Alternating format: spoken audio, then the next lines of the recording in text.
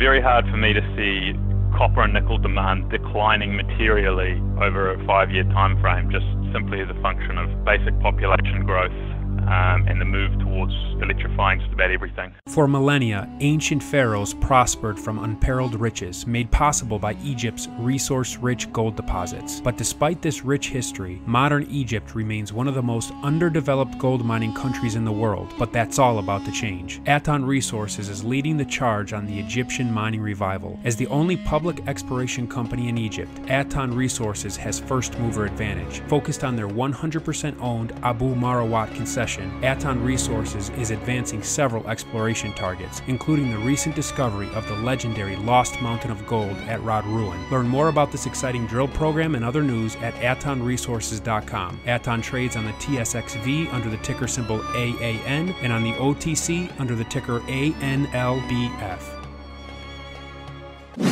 Welcome back, ladies and gentlemen. Thanks for tuning in to another Mining Stock episode. I'm Bill Powers, your host. Well, today I'm speaking with returning guest Sam Broom. It's about 6 months since we last got Sam's take on the mining sector, and I always appreciate his insights. Sam's an investment executive with Sprott Global since early 2016. Before that, he spent his early career working as an engineering geologist in the consulting industry, both in his native New Zealand and in Australia. So, Sam, welcome back onto the podcast. Bill, thanks for having me again. It's a pleasure to be here. And welcome back to the States. When I asked you for the interview, you were across the Pacific in your homeland, so I hope you had a good trip back. Absolutely. It's always lovely to get home and see the family back in New Zealand, so very much well rested and looking forward to what 2019 has in store for us all. Excellent. And before we talk about 2019, I'd like to get your take on 2018. We spoke twice throughout 2018. Did 2018 end as you expected for the mining sector and the commodity sector? And what do you think are some of the biggest stories or takeaways for investors?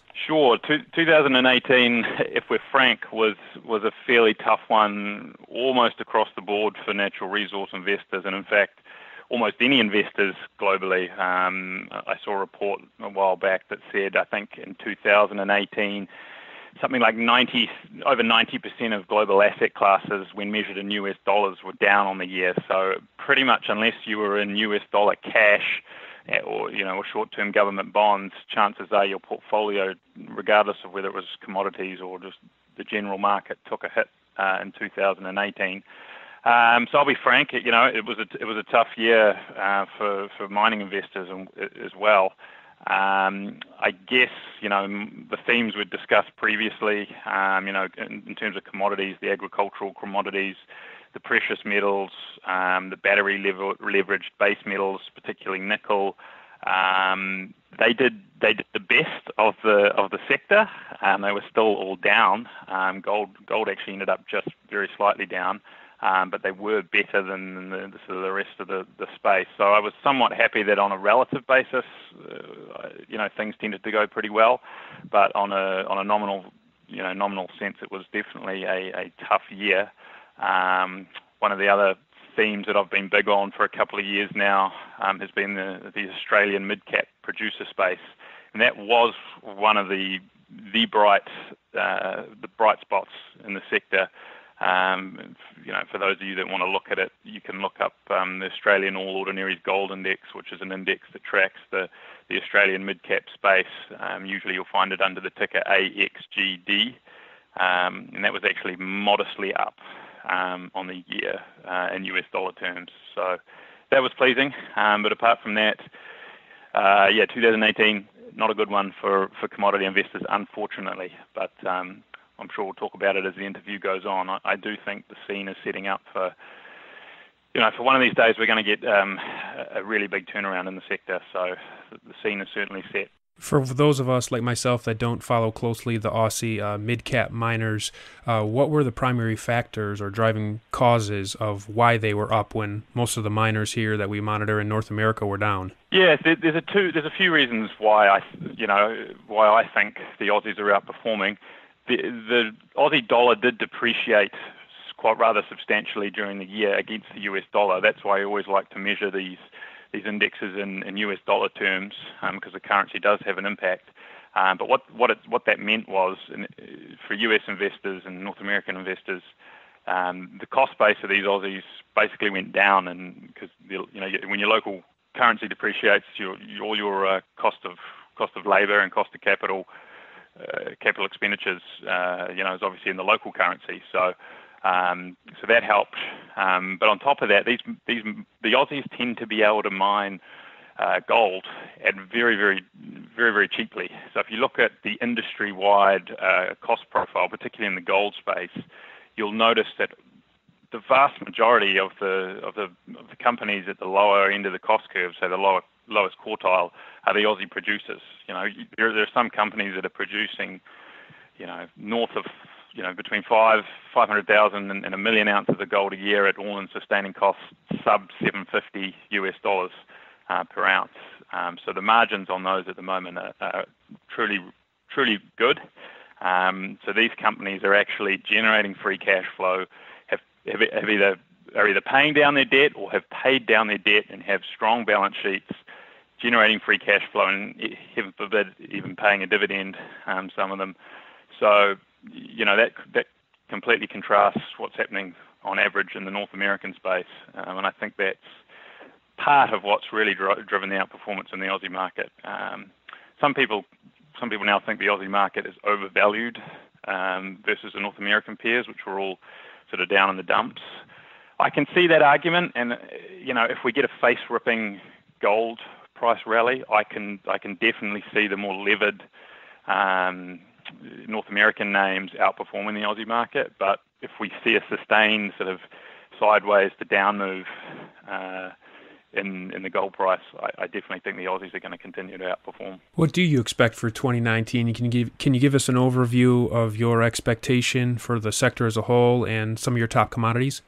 Sure. So I'm basically going to rinse and repeat what I said in 2018, because, to be frank, it didn't quite play out as I'd hoped in 2018 in terms of nominal performance. But I do think the same thing is going to come. Obviously, precious metals, I don't need to go over the fundamental reasons why you should own precious metals. I do think what is interesting for precious metals now is the narrative surrounding the broader economy is starting to roll over a bit with that volatility we first saw in February last year, and that reared its head again in December this year. So now all of a sudden you've got investors, in the general market that realize that, hey, equity valuations can go down.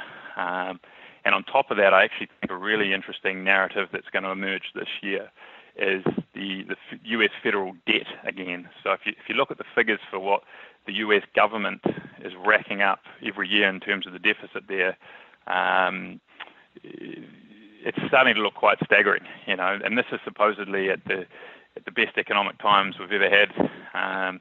So you're looking at on an annualized basis, north of $2 trillion adding to the budget deficit there every year, and that's in a good time. So I'd hate to think what that's going to look like if we do get some sort of recession this year. And at that point in time, the narrative around precious metals, really comes back into the fray again for the generalist investor, because what we really need to see is fund flow back into this corner of the investable universe. Because at the moment, no one cares. No one, you ask a generalist investor to name one gold company, I bet you 90% wouldn't be able to even name you a single name. So that's going to be interesting. So I am still interested in precious metals here. In terms of what's most hated at the moment, even more hated than precious metals, I think, is industrial commodities at the moment. Things like copper. I'm still very big on nickel for the same reasons that I outlined last time. It's still looking good. It went up. It was one of the best. I think it was the best performing base metal last year.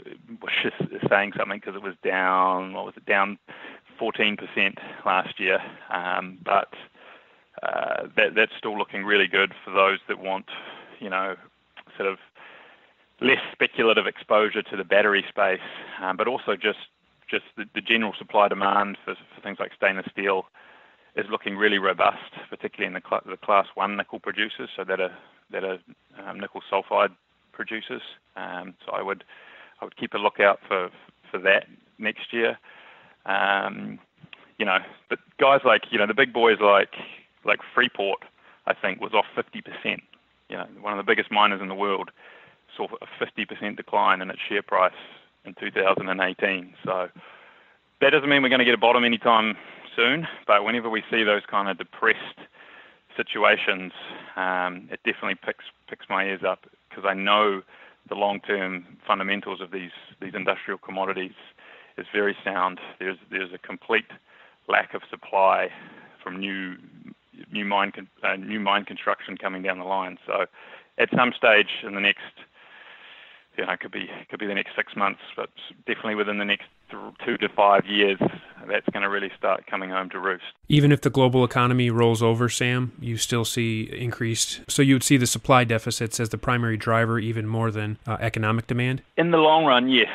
I get the narrative, and I to be frank, that's what keeps me up at night. Particularly China, where China consumes between 30 and 50% of most industrial commodities. So if China really were to hit the skids in a big way, there's no doubt that that's going to cause some pain in terms of short-term swings in the commodity prices of the industrial mills. However, I think we're going to see a move from developed economies to start spending on infrastructure when this next recession hits. So it would not surprise me at all to start seeing major infrastructure spending programs being implemented in places like the US and places like Europe, even Canada and Australia, when the next downturn hits. And I think you're going to see developed economies come and take some of the slack of the demand away from China. And the nice thing about things like copper and nickel is they're very, very much modern wealth commodities. So it's very hard for me to see copper and nickel demand declining materially over a 5-year time frame, just simply as a function of basic population growth and the move towards electrifying just about everything. In a short term, certainly if we get a major economic slowdown, there's no doubt industrial commodities are likely to take a hit, and that's why I think having your precious metals in your portfolio makes a heck of a lot of sense. But I actually think on a longer term time frame, the investment case for industrial commodities actually looks the most robust, because you can actually analyze it and figure out what's going to happen, and it's to me it's fairly obvious what's going to happen down the line.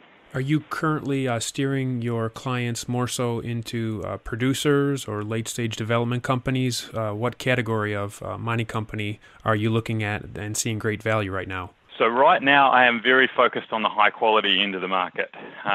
So by that I mean free cash flowing producers at the lowest end, or at least low second quartile, but hopefully first quartile cost quartile.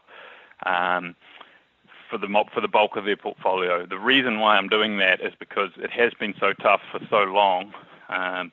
You really have to have capital available when that cycle turns to be able to reallocate down the food chain and get a bit more speculative when that time comes. So unless you've got a reoccurring stream of capital coming in to keep topping up your portfolio, I want to have exposure in the things that still have high quality leverage to these commodity prices, but have much less downside. I'm still interested in the juniors. I still keep an eye on them. There are some very cheap options out there for those with a very high risk tolerance and big balls basically. And I'm still very interested in new discoveries, because there's literally the pipeline is extremely bare. So anyone that makes a material new discovery, I'm going to have a look at them hopefully as soon as the drill results are out and try and figure out whether it's real or not. And I do think those, the very few major new discoveries we're seeing are definitely worth having some speculative capital in. But for the bulk of client portfolios, and then this is where I'm probably moderately different than a lot of people in the sector, I do think it's best to stick with the lean, mean, cash flow producing, strong balance sheet producers. And to be frank, probably 85% of those that I've found are in the Aussie market, so hence my interest there. So I'm very heavy the Aussie market and that Aussie mid-cap producer space at this point in time. We just saw Barrick and Randgold merge, and then this week the shocker announcement was Newmont and Goldcorp merged. I'd like to get your thoughts on that. I've listened to people kind of grieving that Goldcorp is leaving Canada. People also complaining about the excessive change of control fees, what management at Goldcorp was paid. Some people say it's negative for the junior sector. Some people say it's positive. What's your take? Yeah, obviously some very interesting M&A activity this past year and early this year. I think it was inevitable, and I personally think the sector probably needed it. I know there are nuances that go with it, like the sort of change of control clause, which, when you're a shareholder and you've lost a lot of money, and then the guy that was at the helm while that happened gets a big fat payout, it's tough to swallow. And I'm not a huge fan of that. To be honest, I don't play in the mega, the mega caps, the Goldcorps and the Barrick, because I don't usually play with them too much. But I do think net it's probably a good thing. I think consolidation for the sector is probably what it needed. And I think there's going to be some interesting opportunities coming up for mid-caps that have the balance sheet to acquire some of these assets that are going to get spun out. Because what's become apparent from both mergers is both newcos are going to be spinning out their sort of tier 2 assets. So there's going to be a glut of sort of 100 to, say, 250,000 ounce a year mines coming onto the market. So what I'm most interested actually is seeing where those go. And if there's a whole bunch of these on the market at one time, there should be happy buying for those that are nimble enough to get involved there. So I actually think that could be an opportunity, not for the big guys that are spinning them out, but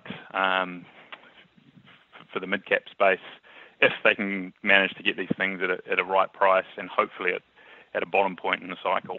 So that's what I would keep a lookout for as a takeaway from the whole merger situation. Sam, in conclusion, anything else you'd like to share with us about the Australian mining equity sector? Yeah, I would just highlight that, particularly if you're a North American or somewhere else in the world and you're an investor in the commodity space and you don't have exposure to the Australian sector, it's something you really, really should look or consider looking into. I'm always more than happy to talk to people that want to learn more. I don't know if you can put my email address up. Yes, and please share it right now. But my email address is sbroom, so SBROOM @SprottGlobal.com. Always happy to share my thoughts with people. But yeah, you really are missing out on half the market. Well, probably not quite half, but at least a third of the market. And I'm finding at the moment a lot of the very high quality stuff is actually in Aussie. The stuff that's done well over the last couple of years, even in spaces like nickel. I've got one of my favourite nickel producers is in Aussie, but a lot of the mid-cap gold producers, they're all in Aussie. They're all doing well. So if you don't have exposure to it in your portfolio, it's my personal opinion. It's obviously not right for everyone, but my personal opinion, you should definitely look into it. If you're looking for a good broker that also will advise you on some of your investments, please do reach out to Sam. And Sam, you're also on Twitter. I'll let you share your handle, and please explain why you chose that handle when you share it. Yep. So my Twitter handle is @TheNudeInvestor. It's a hangover from the day where I ran a blog called The Nude Investor. The bare essentials of investing was the tagline. So that's where that one comes from. But yeah, feel free to follow me. I'm not super active, but whenever I find something interesting, I do try to put it up for informational appeal. So, Sam, thanks for coming on and sharing your insights. I appreciate it. Bill, always a pleasure, and I look forward to our next conversation.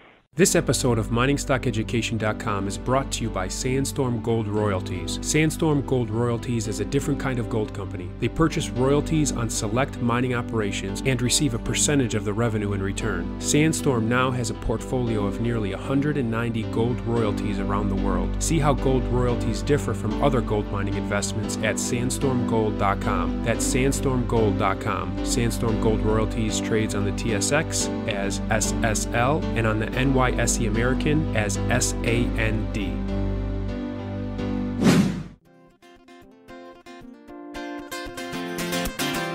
Thank you for listening to this Mining Stock Education podcast. Please subscribe and share with like-minded investors. Visit us on the web at MiningStockEducation.com for more resources on precious metals and natural resource investing. At our website, you can also sign up for our free newsletter for interview transcripts, stock picks, and more.